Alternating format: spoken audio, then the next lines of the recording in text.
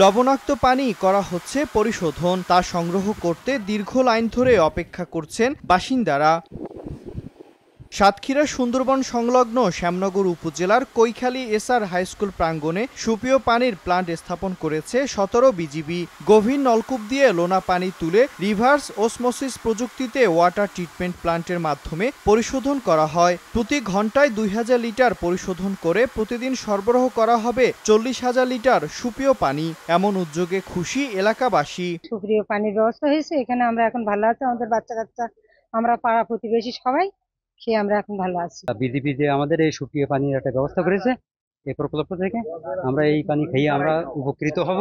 BGB বলছে প্রথম ৬ মাস নিজস্ব তত্ত্বাবধানে চলছে এ প্রকল্প। এরপর তা হস্তান্তর করা হবে স্থানীয় জনপ্রতিনিধিদের কাছে। প্রত্যেকটি পরিবারকে আমরা সদস্য কার্ড করে দিয়েছি, তারা ৫০ টাকা প্রতি মাসে দিবে।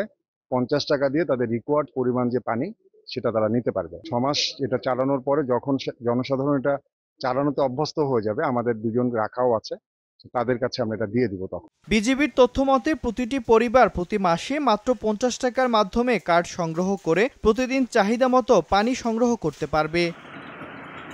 সময় সংবাদ, সাতক্ষীরা।